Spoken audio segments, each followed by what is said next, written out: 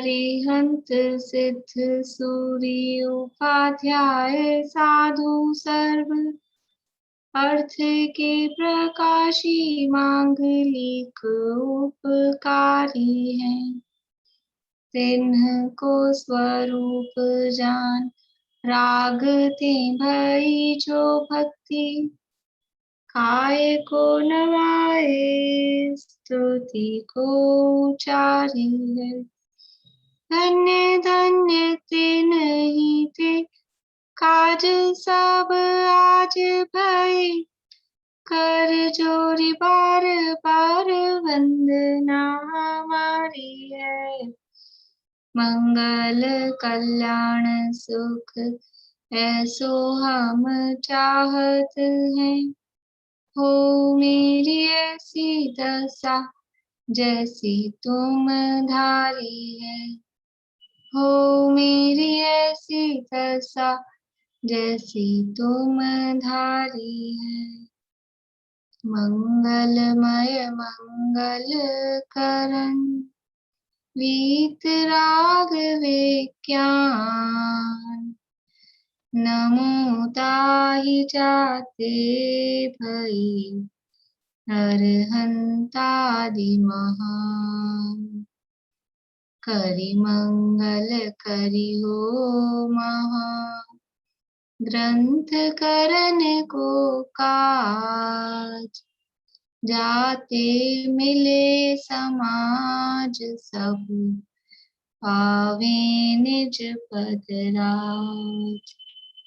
इस भव तरु का मूल एक जानहु मिथ्या भाव ताको करि निर्मूल अब करिए मोक्ष उपाय। करिए मोक्ष उपाय। आज तो कर ले क्वेश्चंस। लोगों की खिड़कियां ही बंद है। 4 जने हैं। 4 में से किन किन ने कर रखा है? 1 2 निशांती आपने नहीं किया अभी? 3 कर लेते हैं। 2-3 क्वेश्चन तो कर लेते हैं, बहुत दिन हो गए।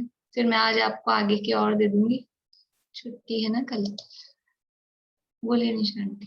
किताब के हाथ नहीं लग रहे हैं ना, इसलिए नहीं। अच्छा हाँ, देखिए क्वेश्चन नंबर है 232। यहीं से होगा ना? 232 यही है ना? इस व्यवहाराभासी की बंध तत्व संबंधी मान्यता बताइए। व्यवहाराभासी की बंध तत्व संबंधी मान्यता। बोलिए पूर्णिमा। पेज नंबर है, पेज नंबर 227। हाँ 227।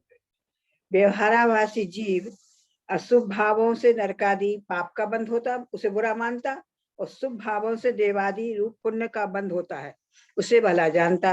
परंतु सभी जीव इसी प्रकार की मान्यता वाले रहते हैं। शुभ भावों को सभी लोग अच्छा मानते और अशुभ भावों को दुख रूप मानते। ये इसकी शुभ अशुभ संबंधी जो मान्यता है, भूल है कि दोनों भाव बंध के कारण होने पर इनको एक में अच्छा मानना, शुभ में अच्छा मानना, और एक में पाप में बुरा मानना, ये इसकी मान्यता संबंधी भूल है। हाँ, लेकिन बस इसमें इतना ही बताना था कि अशुभ भावों से जो पाप का बंध हो रहा है नरकादि का, वो बुरा मानता है, और शुभ भावों से जो स्वर्ग आदि का बंध हो रहा है उसको भला मान रहा है। केवल यहाँ मान्यता पूछी है। फिर अगला प्रश्न है कि उस मान्यता में उसकी भूल क्या है। तो फिर ये बात की अच्छा बुरा तो सभी को ही मानते हैं, राग द्वेष सभी के हो रहा है इस सामग्री में। तो ये जो बात है ये अगले प्रश्न के उत्तर में आएगी। ये इसमें लिया मैंने कि वे दोनों ही भाव पाप रूप कर्म बंध के कारण हैं, आत्मगुणों के घातक हैं, और उन अशुद्ध भावों से कर्म बंद होता है, और उसमें भला बुरा मानना या इसकी मिथ्या मान्यता संबंधी भूल है। इसमें ये लिया मैंने, नीचे दिया ना पैराग्राफ नीचे वाले में। हाँ, उसमें से नीचे वाला भी, और वो जो ऊपर वाली बात है राग द्वेष करने का श्रद्धान हुआ, वो भी उसमें आएगा कि उसमें भूल क्या है उसकी, वो भी उसमें आएगा। ठीक है। देखिए वैसे तो दोनों क्वेश्चन के जवाब हो गए, लेकिन बोलिए आप दूसरा, ये तो हो गया प्रश्न प्रमिला जी। हाँ। ये वाले प्रश्न का तो जवाब आ गया समझ में, हाँ। कि जो अशुभ भावों से पाप बंध को बुरा मानता है, शुभ भावों से जो पुण्य का बंध हो रहा है उसको भला मानता है, ये उसकी मान्यता है। अब इस मान्यता में भूल क्या है बताइए।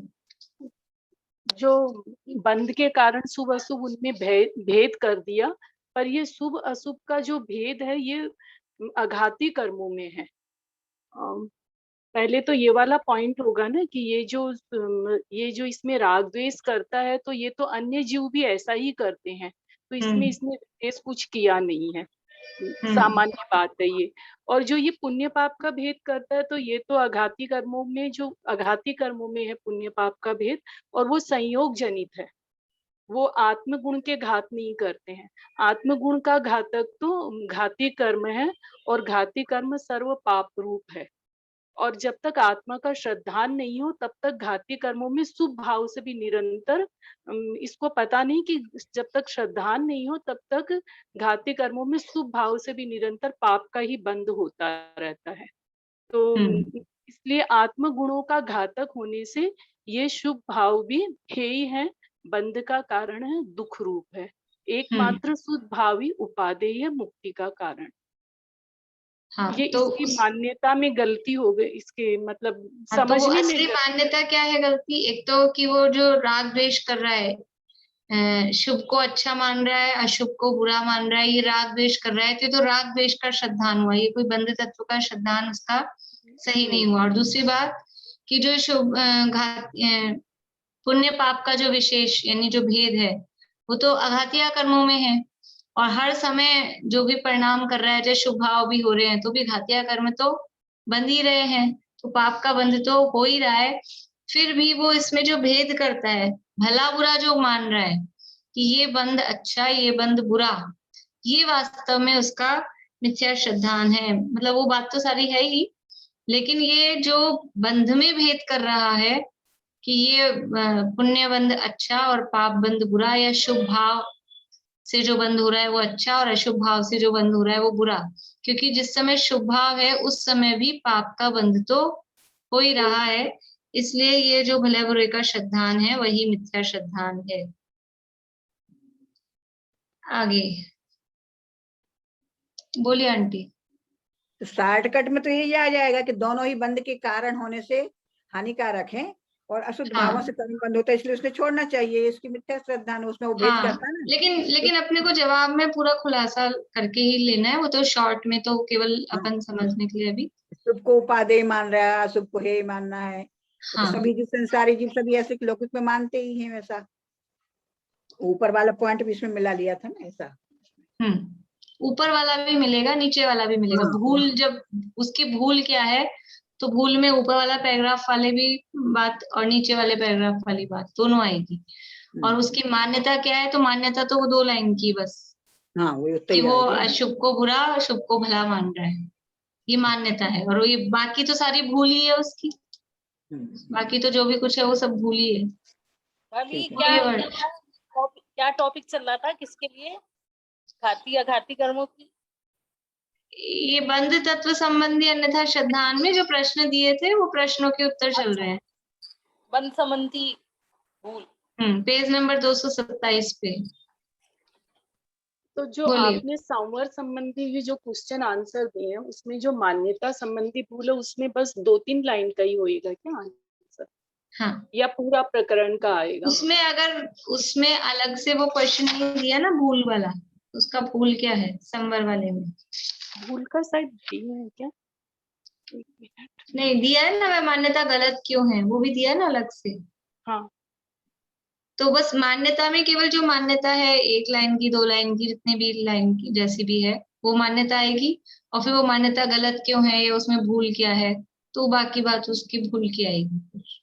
तो वो तो बहुत लंबा हो जाएगा। नहीं, उसमें पहले तो शॉर्ट में मतलब कॉमन भूल बतानी है, जो कॉमन भूल है, और फिर बाद में वो अलग अलग एक एक गुप्ती के संबंध में, समिति के संबंध में वो अलग, वो लंबा, वो अलग।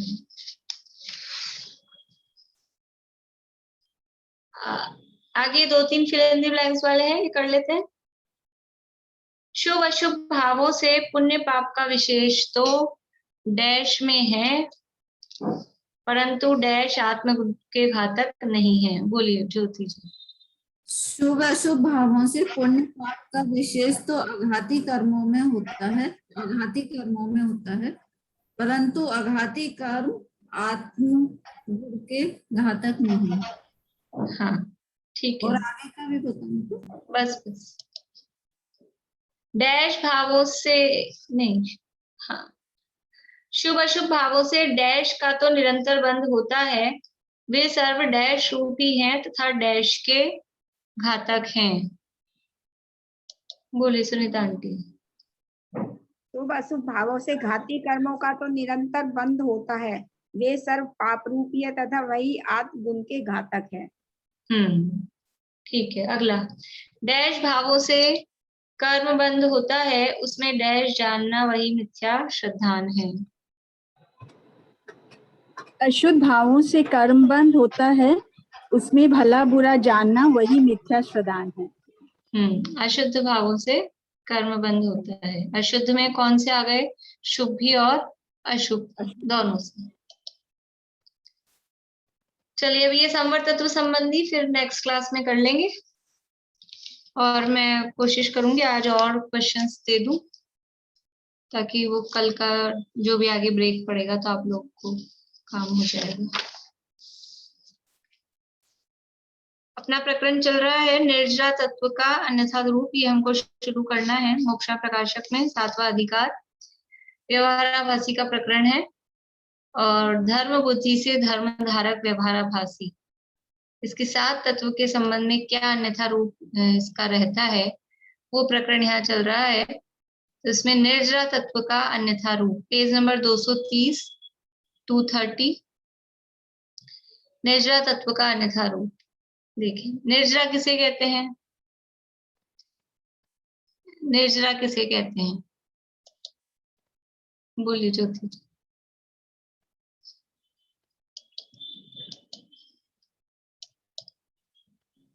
दीदी वो तत्वा सूत्र का सूत्र तपसा निर्जरा। प्रश्न ये था निर्जरा किससे होती है, ये नहीं, निर्जरा किसे कहते हैं, वो है तप से निर्जरा होती है। बोलिए वर्षा भाभी। कर्मों का एक देश आत्मा से अलग होना निर्जरा कर। कर्मों का आत्मा से एक देश अलग हो जाना वो निर्जरा है। बोले पारुल, और कुछ बताना है?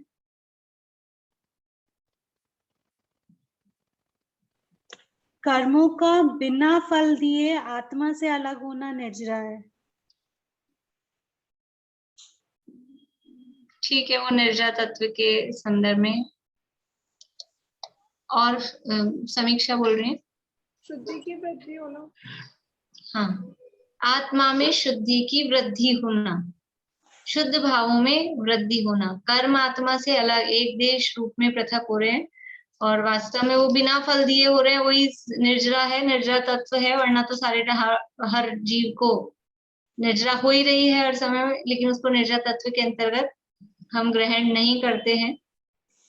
लेकिन यदि हम, ये तो नेगेटिव अप्रोच है कि कर्मों का आत्मा से अलग होना। पॉजिटिव उसको कहेंगे तो क्या कहेंगे कि आत्मा में शुद्धि की वृद्धि होना, शुद्धि की उत्पत्ति वो संवर है, और शुद्धि की वृद्धि होना वो निर्जरा है। तो निर्जरा के संबंध में क्या विपरीतता वो उसके दिमाग में रहती है। देखिए, तो ये तो निर्जरा का स्वरूप हुआ, लेकिन निर्जरा होती किससे है? तो एक्चुअल में कारणों के संबंध में भूल होती है, कारण के संबंध में भूल है तो वो उसके स्वरूप के संबंध में भी भूल होती है। जैसे संवर में, संवर के कारण के संबंध में भूल थी, उक्ति समिति धर्म अनुप्रेक्षा परिचर्या चारित्र। ऐसे ही यहाँ निर्जरा का जो कारण है, उस निर्जरा के कारण के संबंध में भी भूल है। और तत्वार्थ सूत्र में जो सूत्र है तपसा निर्जरा च, तो तप से निर्जरा होती है, अकेला इतना उसका अर्थ नहीं है, वहां च शब्द और दिया है, और जब च शब्द होता है सूत्र में तो कोई विशेष अर्थ को लिए हुए होता है। तो उससे पहले सूत्र क्या था? आश्रम निरोध संवरः स गुप्ति समिति धर्मानुप्रेक्षा परिचय चारित्रय तपसा निर्जराच, ऐसा सूत्र है। तो आश्रम का निरोध संवर है, वो गुप्ति समिति धर्मानुप्रेक्षा परिचय और चारित्र से होता है, और तप से निर्जरा भी होती है। ये ऐसे कंटिन्यूशन में वो सूत्र हैं। तो तप से निर्जरा भी होती है मतलब तप से संवर भी होता है और तप से निर्जरा भी होती है। तप अकेला निर्जरा का ही कारण है ऐसा नहीं है, तप से संवर और निर्जरा दोनों होते हैं। तो निर्जरा का मुख्य कारण तप कहा गया है, मुख्य कारण वो तप कहा गया। कौन सा तप? तप दो प्रकार के हैं, बहिरंग तप और अंतरंग तप। तो अब तप से जो निर्जरा हो रही है, तो ये कौन से तप से निर्जरा मानता है वो यहाँ देखते हैं। देखिए पेज नंबर 230 पे है। तथा यह अंशनादि तप से निर्जरा मानता है, परंतु केवल बाह्य तप ही करने से तो निर्जरा होती नहीं है। कौन से तप से तपसा निर्जरा क्या कहा? तप से निर्जरा होती है। तो कौन से तप? तप का मतलब क्या? तप नाम लेते ही हमारे दिमाग में क्या आता है? धूप में खड़े हो जाओ, एक टांग पे खड़े हो जाओ, या तो इस टाइप का तप, या फिर एक उपवास, 2 उपवास, 5 उपवास, 10 उपवास, ये उपवास दिखाई देते हैं। या फिर थोड़ा कोई ज्यादा पढ़ा हो तो नमक नहीं खा रहे हैं, चीनी नहीं खा रहे हैं, घी नहीं खा रहे हैं, तो इनको रस परित्याग को तप मान लेते हैं। इसके अलावा कुछ और भी तप होता है, ये दिमाग में ही नहीं आता है। स्वाध्याय करने के बावजूद भी तप शब्द सुनते ही सबसे पहले वो दिमाग में बाहरी तप, और उसमें भी मुख्य रूप से अनशन, वही ख्याल में आता है। तो ये अनशन आदि तप से निर्जरा मानता है, परंतु केवल बाह्य तप ही करने से तो निर्जरा होती नहीं है। ये तो बाहरी तप है, अकेला अनशन करेगा तो निर्जरा हो जाएगी क्या? फिर तो सबको सरल हो जाएगी, अनशन करना सरल लगता है, वो सरल होता है, उसमें नाम बड़ा और काम हो जाता है आसानी से। ध्यान करने बैठो 5 मिनट भी उपयोग नहीं लगता है, 5 मिनट भी नहीं लगता है। और 5 दिन के, 15 दिन के, 50 दिन के भी उपवास, क्योंकि वो 2-3 दिन के हो जाते हैं ना, 2-3 दिन निकल जाए, उसके बाद वो अभ्यस्त सा हो जाता है व्यक्ति, कि वो चलता है, निकल जाते हैं आगे के दिन भी। अनशन आदि तप से निर्जरा मानता है, परंतु केवल बाह्य तप ही करने से तो निर्जरा होती नहीं है। यदि बाहरी तप से निर्जरा होती हो तो ये क्यों लिखते? कोटि जन्म तप तपे ज्ञान बिन कर्म झरे जे। करोड़ों उपवास करो, वहां तप का अर्थ वही अनशन आदि तप, करोड़ों भी करो, लेकिन ज्ञान नहीं है, सच्चा नहीं है अंदर में श्रद्धान पूर्वक, समय दर्शन ज्ञान पूर्वक, तो क्या मतलब है? उससे निर्जरा नहीं होती है।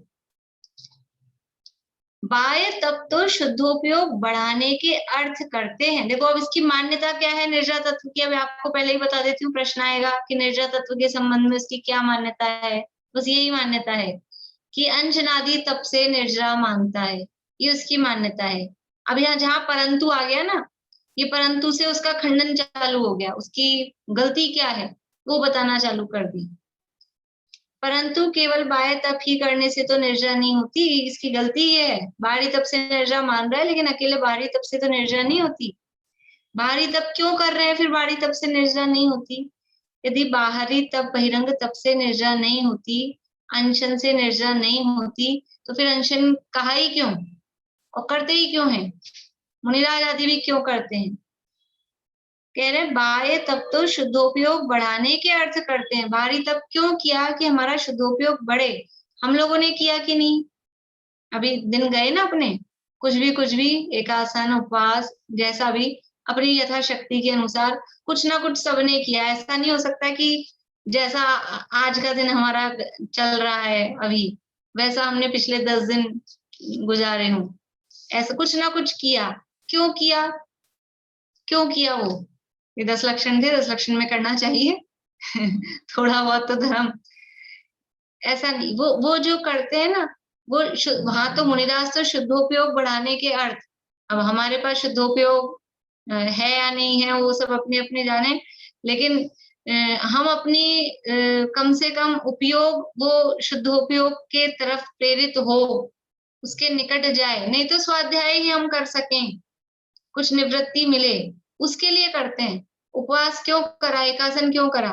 उपवास एकासन करके और फिर काम निपटा लें अपने, कि चलो आज इससे मिल आए जो ले आए, कि ये रसोई का ये काम है, घर की ये सब साफ सफाई है, इसके लिए उपवास नहीं किया था कि आज भोजन इसलिए नहीं किया कि वो भोजन नहीं करके वो समय बचा, उसको हम अपने स्वाध्याय में, ध्यान में, अध्ययन में लगाएं, उसको बढ़ाने के लिए किया था। तो यहाँ भी ये अंशनादि तप क्यों कर रहे हैं? शुद्धोपयोग बढ़ाने, क्योंकि भोजन का विकल्प, देखो आज मैंने मतलब ये चीज देखी, आप लोगों ने भी नोटिस की होगी, सबका इस तरह का होता होगा कि जब भादवा चल रहा था, 10 लक्षण चल रहे थे, अपने आप ही एक आसन कर रहे हैं अथवा 2 बार ले रहे हैं, जैसा भी जो भी, हरी नहीं खा रहे हैं, तो इच्छा ही नहीं हो रही थी। सुबह से कुछ भी नहीं किया, ब्रश भी हम 11:30-12 बजे कर रहे हैं, तो भी ऐसा विकल्प नहीं आ रहा है कि भूख लग रही है कि खा लें, कि पानी पी लें। और अब आज सुबह होते ही मंदिर से घर आते ही अभी लगता है कुछ खा लिया जाए, कुछ पी लिया जाए, नाश्ता कर लिया जाए। ये क्यों होता है? वो माइंड सेट भी एक मेंटली भी आदमी वो रहता है कि अभी ये चल रहे हैं, तो अपने आप ही उस तरह से वो विकल्प ही नहीं आता है। तो मुनिराज ने उपवास का अनशन व्रत ले लिया है कि 3 दिन अपने को नहीं जाना है। अभी 3 दिन का नियम ले लिया, विकल्प ही नहीं, विकल्प ही नहीं आएगा। तो ये विकल्प नहीं आया तो वो उनका शुद्धोपयोग में स्थिरता बढ़ी, क्योंकि वो विकल्प आता है, वो शुद्धोपयोग में में जमने नहीं देता है, आत्मा में स्थिर नहीं होने देता। विकल्प आता है, विकल्प आता है, फिर उठ के जाना पड़ता है, फिर जाते हैं, आते हैं, ये सारे काम होते हैं, तो उतना वो उनको शुद्धोपयोग में खलल पड़ता है। और हमने नियम ले लिया, अब विकल्प ही नहीं आएगा। बहुत चीजें, कभी रस छोड़ दिया है तो विकल्प ही नहीं आएगा। और अब तो सारे रस और सब चल रहा है, तो विकल्प आते रहते हैं बार बार में।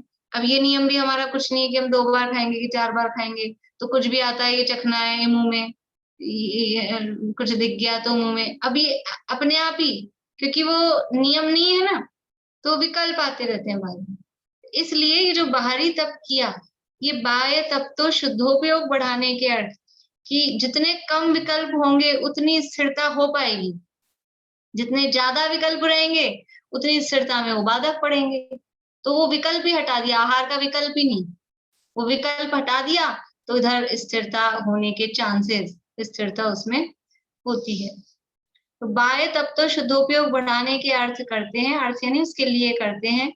शुद्धोपयोग निर्जरा का कारण है, बाह्य तप निर्जरा का कारण नहीं है। निर्जरा किससे होती है? बाहर में भूखे रहने से निर्जरा नहीं होती, लेकिन वो भोजन का त्याग किया और उस समय वो विकल्प जो हट गए और इधर निर्विकल्प हो गया, विकल्प हट गए तो निर्विकल्प हुआ, शुद्धोपयोग बढ़ा। उस शुद्धोपयोग से निर्जरा होती है, बाहर में बाहरी तप करने से निर्जरा नहीं होती है। ये निर्जरा का कारण, असली कारण क्या है? शुद्धोपयोग निर्जरा का कारण है। इसलिए देखो, हमको शुद्धोपयोग बढ़ाना है, तो शुद्धोपयोग बढ़ाने के लिए विकल्पों से निवृत्त होना है, तो विकल्पों से निवृत्त होने के लिए उपवास आदि धारण किया।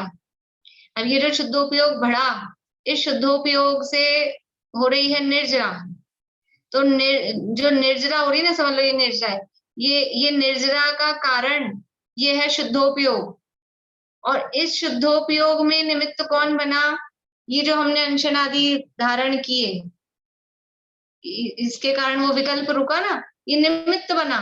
ये शुद्धोपयोग का कारण नहीं है अनशन आदि, लेकिन उसमें वो निमित्त बनता है। इसलिए ये 3 चीजें हैं, तो इसका कारण तो ये है, निर्जरा का कारण तो ये शुद्धोपयोग है, लेकिन इस शुद्धोपयोग में निमित्त ये अनशन आदि है, तो इसको बीच में से गायब कर दिया और इसका कारण इसको उपचार से, ये बीच वाले को गायब करा, तो व्यवहार से वो उपवास आदि को निर्जरा का कारण व्यवहार से कहते हैं, उपचार से कहते हैं। वास्तव में अनशन आदि, उपवास आदि वो निर्जरा के कारण नहीं है, उस समय जो शुद्धोपयोग हुआ वो शुद्धोपयोग वास्तव में निर्जा का कारण है।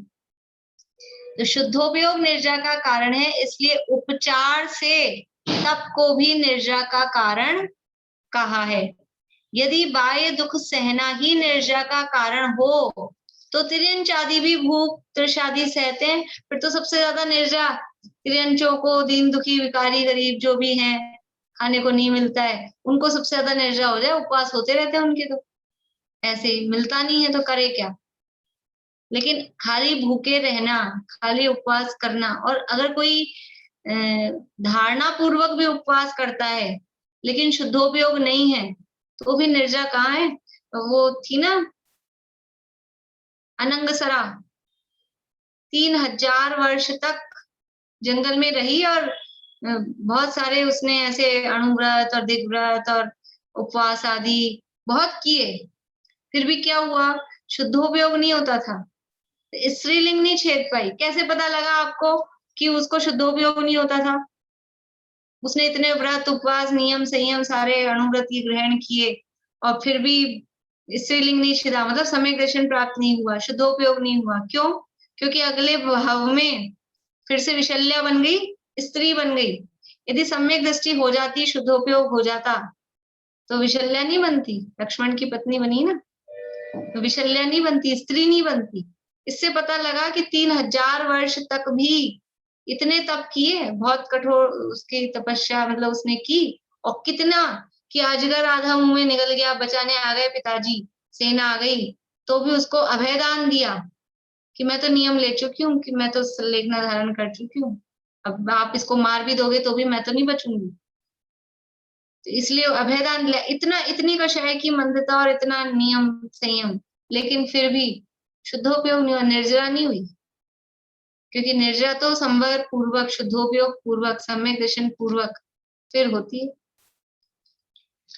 इसलिए यदि बाह्य दुख सहना ही निर्जरा का कारण हो तो तिर्यंच आदि भी भूख तृषादि सहते हैं। तब वह कहता है, वे तो पराधीनता से कहते हैं, सहते हैं। तिर्यंच आदि का कहाँ उदाहरण दे रहे हो आप? वो तो मजबूरी में सह रहे हैं, दीन दुखी गरीब जो है वो तो मजबूरी में सह रहे हैं। स्वाधीनता से धर्म बुद्धि पूर्वक उपवास आदि रूप तप करे, उसके निर्जरा होती है। ये जो बात अपन ने कर ली ना, वही प्रश्न उठाया है कि वो तो मजबूरी में सह रहे हैं तिर्यंच आदि पशु आदि, तो लेकिन हम तो अपनी इच्छा से, हमारे पास कोई खाने की कमी थी चतुर्दशी के दिन कि घर में आटा वाटा खत्म हो गया था तो आज सब उपवास कर लो, ऐसा था? ऐसा नहीं था, सब घर में सब भरा हुआ है, लेकिन फिर भी हमने स्वाधीनता से धर्म बुद्धि पूर्वक कि नहीं आज अनंत चतुर्दशी है, हमें कुछ धर्म करना चाहिए, कुछ इस तरह का तप करना चाहिए, धर्म बुद्धि से हमने उपवास धारण किया है। धर्म बुद्धि से हमने 10 दिन जो भी व्रत लिया, जो भी नियम लिया, वो हमने धर्म बुद्धि से किया, मजबूरी में नहीं किया। हमारे पास मोबाइल नहीं थे क्या 10 दिन तक, इंटरनेट का कनेक्शन नहीं था क्या 10 दिन तक, लेकिन हमने कम से कम देखा कि नहीं चलाया, कि किसी दिन त्याग किया, जो भी किया, तो वो मजबूरी में थोड़ी ना किया, धर्म बुद्धि से किया, तब तो निर्जरा होती है ना। धर्म बुद्धि से जो करें अपनी इच्छा पूर्वक, तब तो निर्जरा होती है, उसके तो निर्जरा होती है। समाधान, धर्म बुद्धि से बाह्य उपवास आदि तो किए और वहां उपयोग अशुभ शुभ शुद्ध रूप जैसा परिणमित हो वैसा परिणमो। यदि बहुत उपवास आदि करने से बहुत निर्जरा हो, थोड़ी करने से थोड़ी निर्जरा हो, ऐसा नियम ठहरे, तब तो उपवास आदि ही मुख्य निर्जरा का कारण ठहरेगा, सो तो बनता नहीं। परिणाम दुष्ट होने पर उपवास आदि से निर्जरा होना कैसे संभव है? देखिए क्या कह रहे हैं, धर्म बुद्धि से बाह्य उपवास आदि तो किए, धर्म बुद्धि से किए, उपवास किया, एकासन किया और जो भी नियम पालन किए, धर्म बुद्धि से किए, लेकिन उपयोग कैसा परिणमित हुआ? शुद्धोपयोग हुआ क्या? कि उपयोग तो अशुभ शुभ शुद्ध जैसा परिणमित हुआ, अपना अपने हिसाब से सबका वो वैसा परिणमित हुआ। यदि खाली बहुत उपवास करने से बहुत निर्जरा हो और थोड़ी करने से थोड़ी निर्जरा हो, ये जो खाली उपवास करने में ही धर्म मानते हैं ना, उनकी यही मान्यता रहती है कि तेला किया है, 3 दिन का उपवास किया तो कम निर्जरा, और 10 लक्षण किए हैं, 10 दिन के उपवास किए हैं तो बहुत निर्जरा, और एक ही किया है अनंत चतुर्दशी का तो कोई खास ही नहीं हो, तो ऐसे ही है। ये मेंटेलिटी ऐसी रहती है कि नहीं रहती है हमारी सबकी, कि एक उपवास वाले का कोई सम्मान करता है? एक उपवास किसी ने किया, सारे पूरा मंदिर ही भरा हुआ है 14 के दिन, सब उपवास करके बैठे हैं, और तेले वालों की भी कोई कीमत नहीं रही आजकल। तो अब अपनी वैल्यू बनानी है तो या तो 10 करो कि 16 करो कि 1 महीने के करो, तब तो कोई वैल्यू है। क्यों? क्योंकि उससे ज्यादा निर्जरा होती है, ऐसा मान्यता है। लेकिन यदि ऐसा हो कि बहुत उपवास करने से बहुत निर्जरा, थोड़ी करने से थोड़ी निर्जरा, ऐसा नियम हो, तब तो फिर उपवास आदि ही निर्जरा का मुख्य कारण, वो शुद्धोपयोग तो गायब ही करना पड़ेगा, फिर तो उपवास ही निर्जरा का कारण ठहरेगा। लेकिन ऐसा तो होता नहीं है। फिर तो भरत जी की तो निर्जरा कैसे होगी? भरत जी की निर्जरा कैसे हुई? उन्होंने तो उपवास ही नहीं किया, वो तो मान लो भोजन कर आके फिर मुनि बने हो, बाद में सुबह का भोजन कर लिया फिर मुनि बन गए, और फिर उपवास तो किया ही नहीं, और फिर भी सारे कर्म खत्म, 4 घातिया कर्मों का नाश हो गया, केवल ज्ञान हो गया। कैसे हो गया? उपवास आदि ही निर्जरा का मुख्य कारण ठहरेगा, सो तो बनता नहीं, ऐसा होता ही नहीं है। ना तो पुराणों में इसके प्रमाण मिलते हैं, ना यहाँ समझ में आता है। यदि उपवास आदि निर्जरा का कारण हो तो ऐसे लोग नहीं देखे अपन ने 1-1 महीने के उपवास करने वाले, दिखते हैं, बहुत होते हैं, 1 महीने के उपवास करते हैं, फिर क्या होता है, उनके कर्म बचते हैं कि नहीं बचते हैं? वहीं के वहीं है, जहां है वहीं के वहीं दिखते हैं। कोई कर्मों की निर्जरा हुए तो कुछ दिखाई दे ना व्यवहार में, मतलब, लेकिन ऐसा कुछ नहीं होता। बोलिए ममता हरी। 10 लक्षण में फिर इतने सारे उपवास बताए हैं जो 12 प्रकार के, सर्व भद्रो और बहुत ये सब, ये फिर सब और इनकी और ज्यादा निर्जरा होके वो सब बताए हैं ना, तो ऊपर ही कह दिया कि वो तो बाय तब तो शुद्धोपयोग बढ़ाने के अर्थ करते हैं, वो परिणाम भी उसी तरह से। यदि धर्म बुद्धि से उपवास धारण किया तो वो परिणाम भी, और धर्म बुद्धि है ये ख्याल में है कि हमें मतलब उपवास क्यों करना, तो कषाय का, विषय का, आहार का, तीनों का त्याग इस बुद्धि से करते हैं, और वास्तव में सम्यक दर्शन पूर्वक जो किया जा रहा है तो उसमें तो वो शुद्धोपयोग बढ़ता है, वो तो शुद्धोपयोग बढ़ाने के लिए किए जा रहे हैं। लेकिन खाली निर्जरा के उद्देश्य से उपवास कर रहे हैं, शुद्धोपयोग का ठिकाना नहीं है, तो वो कोई फलदायी, वो जो चाहते हैं वो रिजल्ट वो मिलेगा ही नहीं, निर्जरा होनी ही नहीं है। तपसा निर्जरा जो कही, तो वो कौन सा तप है वास्तव में? शुद्धोपयोग पूर्वक होने वाला जो तप, वास्तव में जो शुद्धोपयोग कहा है ना, तो शुद्धोपयोग को हम तप के मतलब शुद्धोपयोग वर्ड को हम किसी तप वर्ड में कन्वर्ट कर सकते हैं, किसी तप के भेद में कन्वर्ट कर सकते हैं। शुद्धोपयोग की जगह हम क्या यूज में ले सकते हैं? ध्यान। ध्यान है ना, आत्मा का ध्यान, वही तो शुद्धोपयोग है। तो निर्जरा किससे होती है? निर्जरा वास्तव में तप से ही हो रही है, लेकिन कौन से तप से हो रही है? कि वो जो ध्यान तप है, तो ध्यान तप से निर्जरा हो रही है, शुद्धोपयोग से निर्जरा हो रही है। या फिर कहें जो शुद्ध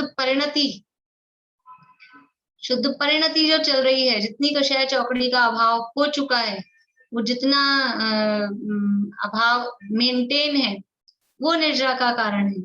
शुद्ध परिणति समझ में आता है पारुल? शुद्ध परिणति समझ में आया? मतलब जब अपनी आत्मा के ध्यान में लीन है, शुद्धोपयोग। जब ध्यान में लीन है वो तो है शुद्धोपयोग, लेकिन जब ध्यान में लीन नहीं है, ध्यान से बाहर है, तब भी वो 3 कषाय चौकड़ी का अभाव मुनिराज के शुद्धोपयोग के काल में है, या बाहर में स्वाध्याय कर रहे हैं, विहार कर रहे हैं, उस समय भी है? शुभ उपयोग के काल में, मतलब बिहार वगैरह जब कर रहे हैं, ध्यान कर रहे हैं, तब 3 कषाय चौकड़ी का अभाव है, और जब ध्यान नहीं कर रहे, आहार लेने गए मुनिराज, 3 चौकड़ी का तब भी 3 चौकड़ी का अभाव है। तो जब ध्यान कर रहे हैं तब वो अवस्था तो कहलाती है शुद्धोपयोग, जब आत्मा में लीन है। और जब दूसरे काम कर रहे हैं, आहार लेने गए, विहार कर रहे हैं, उस समय भी वो जो 3 कषाय चौकड़ी का अभाव है वो कहलाती है शुद्ध परिणति। उस समय क्या है, शुद्धोपयोग तो नहीं है, लेकिन 3 कषाय चौकड़ी के अभाव पूर्वक वीतरागता तो तब भी है, वो कहलाती है शुद्ध परिणति। तो निर्जा का कारण या तो वो शुद्धोपयोग है, उस समय तो विशेष रूप से होती ही है, अथवा ये जो शुद्ध परिणति, ये जो 3 कषाय चौकड़ी का अभाव हर समय चल रहा है, वो निर्जा का कारण है। लेकिन बाह्य उपवास आदि, देखो मुनिराज कोई भी समय दृष्टि हो, उपवास करें या ना करें, वो जितनी उनकी कषाय चौकड़ी के अभाव पूर्वक वीतरागता है, उतना संवर और उसके अनुपात में, उस रेशो में, जिस लेवल पे जितनी होनी है, उस रेशो में उनके निर्जरा वो होगी ही होगी, होती है। उपवास करो चाहे मत करो, जैसे भरत जी ने दीक्षा ली और उपवास नहीं किया, केवल ज्ञान हो गया। अब बाहुबली भगवान मुनिराज खड़े रहे 1 साल तक, तो 1 साल खड़े रहो, कितना भी हो, वो आदिनाथ मुनिराज 1000 वर्ष तक खड़े रहे मतलब करते रहे ध्यान। लेकिन वो निर्जरा तो जिसके जिस लेवल पे जितनी होनी है, जिस गुण स्थान में, जिस स्थिति में, वो उतनी होगी। बाहर में आप उपवास करो अथवा मत करो, लेकिन जो करते हैं वो इस उद्देश्य से किया जाता है कि हमारा उपयोग उसमें, शुद्धोपयोग में स्थिरता हो। भाभी, शुद्ध परिणति और शुभ उपयोग एक ही चीज हुआ? फिर शुभ उपयोग क्या हुआ? शुभोपयोग के काल में समयदृष्टि जीवों के वो परिणति शुद्ध चल रही है, लेकिन एक चीज नहीं है। शुभ उपयोग तो है जितनी कषाय बाकी है, वो उस कषाय का जो काम हो रहा है, जितनी, जैसे चौथे गुणस्थान वाले के 3 कषाय बाकी है, और 5वें वाले के 2 बाकी है, 6ठे 7वें वालों के 1 बाकी है। तो वो जो शुभ उपयोग या शुभ भाव है, वो तो जितनी कषाय बाकी है उसका काम है, वो कषाय का काम है, वो राग है। और ये परिणति, ये जितनी कषाय चली गई उतनी वीतरागता है, इसलिए एक नहीं है, एक राग है, एक वीतरागता है, दोनों अलग अलग हैं। देखिए फिर से पढ़ते हैं प्रश्न और समाधान।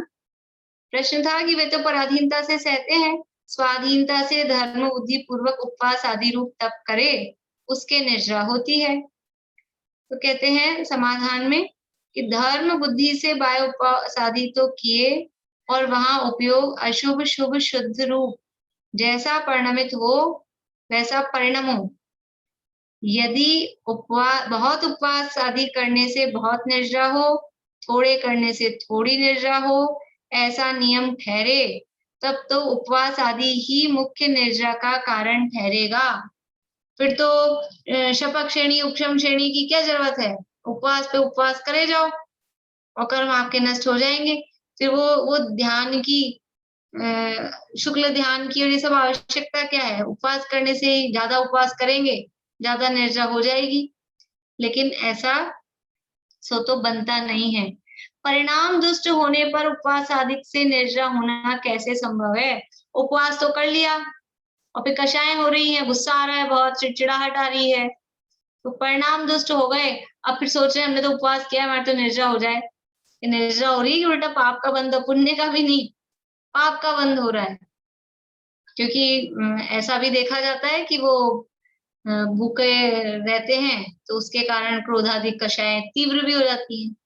कभी कभी तो ऐसा होता है भूखे के कारण वो बाहर में प्रदर्शित नहीं हो पा रहा है क्योंकि ताकत नहीं है, इसलिए वो शांत दिखाई देता है, लेकिन अंदर से कषाय अधिक होती है, चिड़चिड़ाहट आती है। यदि आत्मा का बल नहीं है, तत्वज्ञान नहीं है, तत्वज्ञान का अभाव है, तो वो भूखे रहने से वो अंदर चिड़चिड़ाहट बढ़ जाती है, तो कषाय और तीव्र और हो जाती है। तो वो निर्जरा तो हुई नहीं, पुण्य भी नहीं बंधा, उल्टा पाप का बंध और होता है। बोलिए बेला जी, अनम्यूट करिए। एक बार ये शुभ उपयोग और शुद्ध परिणति वापस एक्सप्लेन करिए ना। देखिए, जिस समय उपयोग आत्मा में है, आत्मा का अनुभव कर रहे हैं, आत्मा का ध्यान कर रहे हैं, बिल्कुल ध्यान की अवस्था में बैठ के, और उपयोग में आत्मा ही है, आत्मानुभव की दशा चल रही है ऐसा, तो वो कहलाता है शुद्धोपयोग। उपयोग में शुद्धता है, ठीक है। और जिस समय उपयोग में शुद्धता तो नहीं है, लेकिन वो जितनी कषाय चौकड़ी का अभाव हो गया, वो कषाय चौकड़ी के अभाव पूर्वक वीतरागता चल रही है। देखिए इसके लिए ऐसा उदाहरण दिया जाता है, जैसे कि हमारा मोबाइल है, तो जिस समय हमने चार्ज पे लगा रखा है, वो तो है समझ लीजिए शुद्धोपयोग की दशा की, वो चार्ज हो रहा है, उसके साथ में जुड़ा हुआ है, अपने चार्जर के साथ में वो मोबाइल जुड़ा हुआ है, तो वो दशा तो हो गई शुद्धोपयोग की। अभी एक बार चार्ज कर लिया तो जिसका जितना भी जैसे भी चलता हो, समझ लीजिए एक बार चार्ज कर लिया और 10 घंटे हमको काम देगा वो, तो अब वो 10 घंटे क्या है, वो चार्ज है, तो वो जो चार्ज है वो कहलाएगा शुद्ध परिणति। वो काम यानी एक बार चार्ज हो गया तो ऐसा है कि जैसे कंप्यूटर होता है, कंप्यूटर को तो हर समय स्विच ऑन करके रखना पड़ता है, नहीं तो स्विच बंद होते ही बंद हो जाएगा। और ये मोबाइल है, लैपटॉप है, जो ये एक बार हमने चार्ज कर लिया, वो चार्जर का स्विच बंद है, उसके बाद भी क्या ये बंद हो जाएगा कि नहीं, वो चलता रहता है, वो चार्ज हो गया है तो वो चलता रहता है। तो ऐसे ही उपयोग आत्मा में है, आत्मा से वो उसका कनेक्शन जुड़ा हुआ है, तब तो वो कहलाएगा शुद्धोपयोग। और कनेक्शन हटने के बाद भी क्योंकि वो चार्ज हो गया, वो उतनी कषायों का अभाव हो चुका है, तो वो जितनी कषायों का अभाव हो गया है, 1 का 2 का 3 का, उतनी वो परिणति में वीतरागता, वो उतना वो चार्ज उसका जितनी देर वो चलने का है उतनी देर वो चलता है। तो वो जो चल रहा है, वो जो वीतरागता उस समय चल रही है, वो कहलाती है शुद्ध परिणति। उपयोग आत्मा से बाहर आने पर भी जो वीतरागता मेंटेन रहती है, जो वीतरागता कायम रहती है, वो वीतरागता कहलाती है शुद्ध परिणति। क्योंकि हर समय उपयोग आत्मा में रहेगा तो भी सिद्ध भगवान बन जाएंगे, अरहंत भगवान बन जाएंगे। तो जब तक साधक दशा है तब तक हर समय उपयोग आत्मा में नहीं रहता, वो बाहर आता है। तो उपयोग आत्मा से बाहर आया, उसके बावजूद भी वो कषाय चौकड़ी के अभाव पूर्वक वीतरागता वो मेंटेन रही, वो बनी रही। मोबाइल हमारा चलता रहा, चार्जर पे से हटाने के बाद भी मोबाइल चलता रहता है। क्यों चलता रहता है? कि वो उसमें वो परिणति, वो जो चार्ज हुआ ना, वो उसमें परिणति अभी बनी हुई है। ऐसा वो जो कषाय, जितनी कषाय चौकड़ी का अभाव हुआ, उतनी कषाय चौकड़ी के अभाव पूर्वक वीतरागता उपयोग के बाहर आने पर भी वो बनी रहती है, उसको कहते हैं शुद्ध परिणति। समझ में आया? और शुद्ध उपयोग भाभी? शुद्ध उपयोग तो जिस समय आत्मा में उपयोग है ना, जब वो चार्ज पे लगा हुआ है। शुभ उपयोग, शुभ उपयोग तो दया, दान, व्रत, पूजा, पंचपरमेष्ठी की भक्ति आदि, देवशास्त्र गुरु की भक्ति आदि, वो कहलाता है शुभ उपयोग। तो शुद्ध परिणति में भी तो यही सब काम करेंगे वो। शुद्ध परिणति के समय अभी बताया ना आपको, आप फिर वही कंफ्यूज हो रहे। शुद्ध परिणति के समय काम ये करेंगे, लेकिन उस समय उपयोग तो शुभ है पर परिणति शुद्ध है। जिस समय पंचपरमेष्ठी की भक्ति आराधना हो रही है, उपयोग तो क्या है उस समय? शुभ है। उपयोग आत्मा में नहीं है, शुद्ध नहीं है, उपयोग तो शुभ है, लेकिन परिणति शुभ नहीं है, परिणति तो शुद्ध है, वो वीतरागता मेंटेन है एक कषाय चौकड़ी के अभाव पूर्वक। यानी जो परिणति हम जो कह रहे हैं ना, शुद्ध परिणति, उसमें हम उतनी वीतरागता को देख रहे हैं, कितनी कषायों का अभाव है वो देखा जा रहा है। और जो शुभ उपयोग कहा जा रहा है, उसमें वो कितनी कषाय प्रकट हैं, वो कषायों की प्रकटता को देखा जाए। बोले ज्योति जी।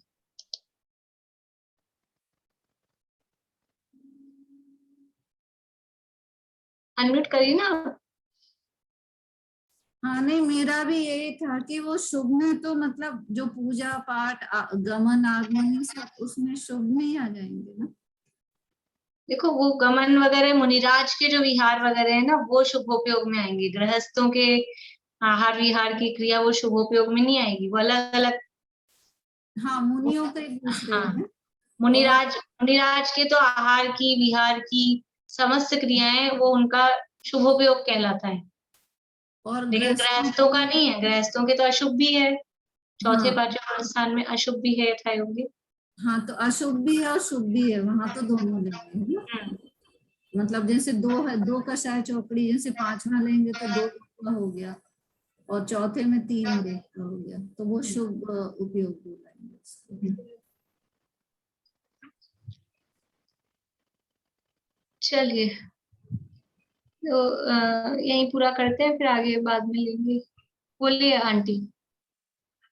मतलब ये हुआ कि मुनिराज के आहार विहार के समय शुभ उपयोग है और शुद्ध परिणति है। यानी कि जब जब आत्मा में उपयोग नहीं है, सम्यक दृष्टि चौथे गुणस्थानवर्ती हो, 5वें गुणस्थानवर्ती हो। अभी चौथे गुणस्थान में शुद्धोपयोग कब होता है? चौथे गुणस्थान में कब होगा कि आज हुआ ना, तो 6 महीने का गैप भी पड़ सकता है, 6 महीने का गैप भी पड़ सकता है। लेकिन अब वो 6 महीने तक फिर क्या है, वो 6 महीने आज आत्मा का में उपयोग शुद्ध में गया, शुद्धोपयोग हुआ। अब 2-4 महीने हो गए, तो 2-4 महीने हो गए तो क्या हुआ, वो मिथ्या दृष्टि हो गया, मिथ्या दृष्टि कहेंगे। हम 6 महीने तक उनको कंटिन्यू सम्यक दृष्टि किस बल पे कह रहे हैं? रामचंद्र जी शायद सम्यक दृष्टि हम कहते हैं, और 6 महीने तक लक्ष्मण का शव लेकर घूमते रहे, तो हम किस बल पे उनको सम्यक दृष्टि कह रहे हैं? किस बल पे हम सम्यक दृष्टि, किस बल पे सम्यक दृष्टि कह रहे हैं? कि वो परिणति चल रही है, वो परिणति यदि नहीं होती तो उनको सम्यक दृष्टि नहीं कहा जाता, फिर मिथ्या दृष्टि हो जाती है। कोई जीव अभी सम्यक दृष्टि है और ये मिथ्या दृष्टि हो गया, ये कैसे निर्णय होता है? हर समय उपयोग आत्मा में तो नहीं रहता, चौथे वाले का तो रहता ही नहीं है, मुनिराजों का भी हर समय उपयोग आत्मा में नहीं रहता है। तो अभी ये सम्यक दृष्टि है, अभी ये भावलिंगी मुनिराज हैं, और अभी ये मिथ्या दृष्टि हो गए। ये किस आधार पे कहते हैं कि वो परिणति चलती रहती है, तो वो सम्यक दृष्टि या भावलिंगी कहे जाते हैं। और यदि वो परिणति भी छूट गई, पूरा ही मोबाइल बंद हो गया, जब तक वो चलता रहता है, जितना हमने चार्ज किया काम दे रहा है, जब तक तब तक वो चल रहा है, और फिर यदि हमने दोबारा से उसको चार्ज पे नहीं लगाया। आपको कुछ कहना है? ये पवन नाम जो है, हाँ दीदी, श्रद्धा भी बोल सकते, श्रद्धा, श्रद्धा बनी रहती है। हाँ, श्रद्धा को बोल सकते हैं। हाँ हाँ हाँ,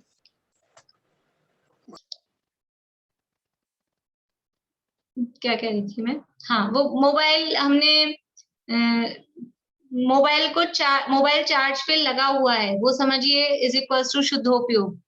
अब मोबाइल चार्ज हो गया, दिन भर चल रहा है, तो वो जो दिन भर उसकी चार्जिंग काम दे रही है वो है शुद्ध परिणति। और अब हमने उसमें आ गया बैटरी लो, लेकिन हमने उसको चार्ज पे नहीं लगाया, तो क्या होगा, वो पूरा बंद हो जाएगा, स्विच ऑफ। तो क्या हुआ कि वो शुद्ध परिणति भी नहीं गई, गुणस्थान से गिर गए।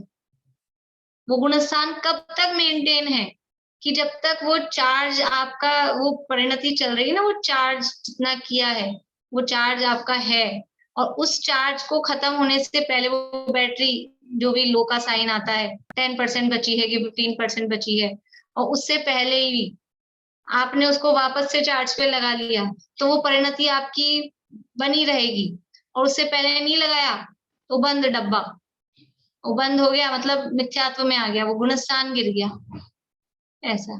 तो वो जब परिणति चल रही है, शुद्ध परिणति है, उस समय काम तो दूसरे होंगे। फिर मोबाइल हर समय उसमें लगा तो ना रहेगा सॉकेट में, वो कभी हम टेबल पे पड़ा होगा, कभी जेब में रखा होगा, कभी कुछ और होगा, मतलब कभी शुभ भाव होंगे, कभी अशुभ भाव होंगे, यथा योग्य यथा पदवी, लेकिन फिर भी वो परिणति उसकी मेंटेन रहती है। परिणति का मतलब है जितनी कषाय चौकड़ी का अभाव है, उस कषाय चौकड़ी के अभाव पूर्वक जो वीतरागता है, उसका नाम है शुद्ध परिणति। और उस वीतरागता के साथ में ये शुभ अशुभ भाव, शुभ अशुभ दोनों बोल रही हूँ, यथा योग्य समझना, तो जिस भूमिका में है उसके यथा योग्य वो शुभ अशुभ भाव भी उस शुद्ध परिणति के साथ में चलते हैं। लेकिन जब शुद्धोपयोग है, तो शुद्धोपयोग के समय फिर शुभोपयोग या शुभोपयोग तब नहीं होगा, क्योंकि उस समय तो वो चार्ज पे लगा है। ऐसे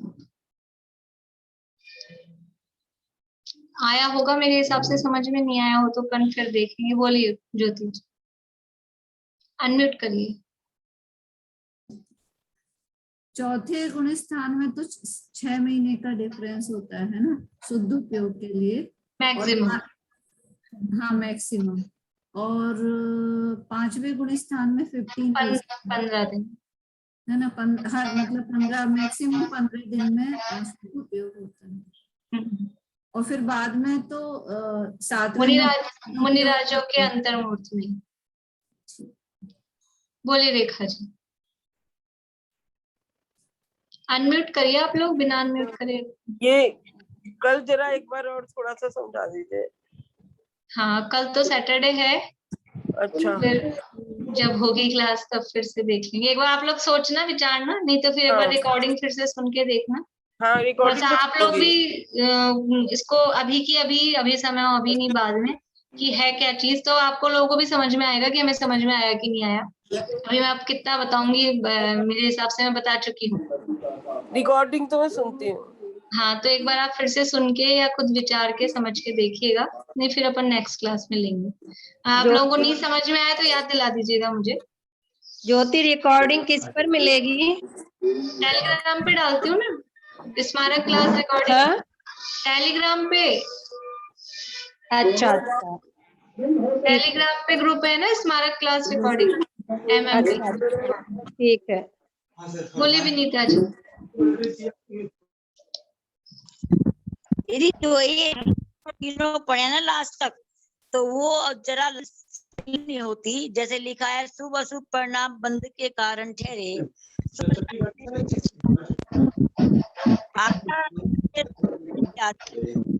आपकी आवाज समझ नहीं आ रही।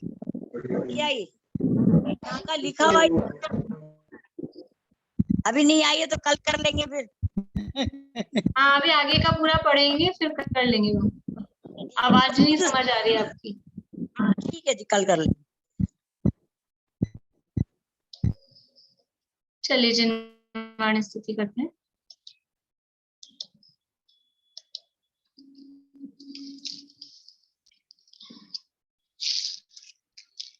मुनि मन हरण श्री मुनि सुव्रत चतुष्पद परित्याग कर निज पद विहारी हो गए तुम अपद पद परिहार कर। आया परम पद आपने निज आत्मा पहचान कर। निज आत्मा को जान कर निज आत्मा का ध्यान।